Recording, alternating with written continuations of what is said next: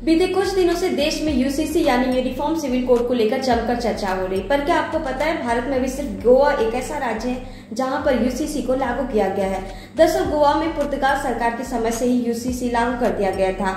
आपको बता दें 22वें लॉ कमीशन ने एक बार फिर से यूसीसी पर विचार विमर्श की प्रक्रिया को शुरू कर दिया है। इसमें आम लोगों, संस्थानों, धार्मिक संगठनों से यूनिफॉर्म सिविल कोड पर राय मांगी गई है। आइए समझते हैं कि यूनिफॉर्म सिविल कोड है क्या, क्यों इस पर देश भर में बहस छिड़ी हुई है और क्या ये कानून लागू हो पाएगा या नहीं।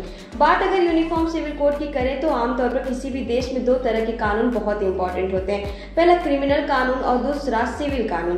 क्रिमिनल कानून में चोरी, मार पीट, हत्या और लूट जैसे आपराधिक मामलों की सुनवाई की जाती है। इसमें सभी धर्मों या समुदायों के लिए एक ही तरह की कोर्ट प्रोसेस और सजा का प्रावधान है, यानी कत्ल हिंदू ने किया है या मुसलमान ने, या फिर अपराध में जान गंवाने वाला व्यक्ति हिंदू था या मुसलमान, इस बात से एफआईआर, सुनवाई और सजा में कोई भी असर नहीं पड़ेगा। यानी यहाँ न्याय जात या धर्म देखकर नहीं बल्कि अपराध के आधार पर किया जाएगा। इसके अलावा बात अगर सिविल कानून की जाए तो इसमें सजा दिलाने के बजाय सेटलमेंट या मुआवजे पर जोर दिया जाता है, यानी दो लोगों के बीच प्रॉपर्टी का विवाद हो, किसी ने आपकी मानहानि की हो या पति पत्नी के बीच कोई मसला हो गया हो या पब्लिक प्लेस का प्रॉपर्टी विवाद हो, इन सारे मामलों में कोर्ट सेटलमेंट कराता है। साथ ही पीड़ित पक्ष को मुआवजा भी दिया जाता है। इसके अलावा शादी ब्याह और संपत्ति से जुड़ा मामला भी सिविल कानून के अंदर आता है। सिविल कानून में परंपरा, रीति रिवाज और संस्कृति की खास भूमिका होती है, क्योंकि भारत में अलग अलग धर्मों में शादी, परिवार, संपत्ति से जुड़े मामलों में रीति रिवाज, संस्कृति और परंपराओं की अलग अलग मान्यताएं और खास महत्व है। इन्हीं के आधार पर धर्म या समुदाय विशेष के लिए अलग अलग कानून भी है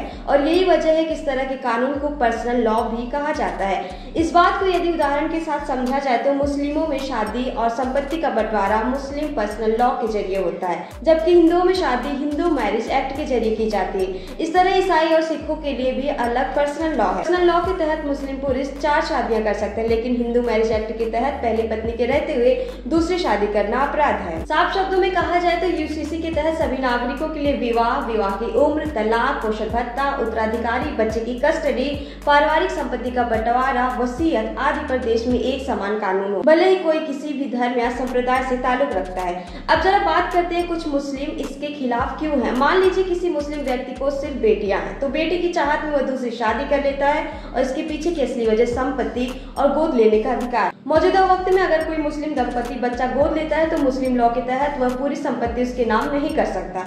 ऐसे में गोद लेने के मामले भी कम ही नजर आते। यहाँ पर यूसीसी लागू होने के कारण बहु विवाह की जरूरत नहीं होगी, और होगी भी तो गोद लेने या वसीयत का अधिकार सबके लिए एक समान होगा। गौरतलब है कि कोई भी महिला नहीं चाहेगी कि उसका पति घर में सौतन लाए। ऐसे में यूनिफॉर्म सिविल कोड का सबसे बड़ा फायदा मुस्लिम महिलाओं और मुस्लिम बेटियों को होने वाला है, लेकिन प्रोटेस्ट इसलिए हो रहा है क्योंकि कुछ मुस्लिम भाई इसे मंजूरी नहीं दे रहे हैं। हम सभी जानते हैं कि हिंदुओं में लड़की की शादी की उम्र 21 साल है, वहीं मुस्लिमों में लड़कियों की शादी की न्यूनतम उम्र 9 साल है। जाहिर अगर हिंदू की बेटी शादी के योग्य 21 साल में हो रही है तो मुस्लिमों की बेटी 9 साल में कैसे योग्य हो सकती है, जबकि भारत में रहने वाले तो एक ही हैं, एक ही जैसे हवा में रह रहे हैं, एक ही तरह का पानी पी रहे हैं और एक ही तरह का भोजन भी कर रहे हैं, तो इस तरह का कानून में अंतर क्यों। हालांकि यूसीसी लागू होने पर सबकी शादी की उम्र एक समान हो जाएगी। यूसीसी लागू होने पर सभी समुदाय के लोगों में तलाक की प्रक्रिया भी एक समान होगी, चाहे मौखिक तलाक हो या फिर लिखित। गौरतलब है हिंदू समुदाय में अगर शादी तोड़नी हो तो कोर्ट जाना पड़ता है, जज 6 महीने का कूलिंग पीरियड्स भी देते हैं, लेकिन मुस्लिमों में मौखिक रूप से तलाक हो रहे हैं, वो कोर्ट जाते ही नहीं है। 3 तलाक भले ही खत्म हो गया है, लेकिन कई तरह से अब भी तलाक हो रहे हैं। हालांकि यूसीसी लागू होने के बाद तलाक के कानून पूरे देश में एक समान हो जाएंगे। प्रॉपर्टी की बात करें तो हिंदुओं में प्रॉपर्टी के मामले में बेटी, बेटा, पति, पत्नी में भेदभाव नहीं है, जबकि मुस्लिम समुदाय में प्रॉपर्टी के मामले में बीवी को शौहर के बराबर दर्जा नहीं दिया जाता है। यूसीसी में संपत्ति और वसीयत में बराबरी का अधिकार मिलेगा। इसी तरह गोद लेने का अधिकार भी एक जैसा होगा।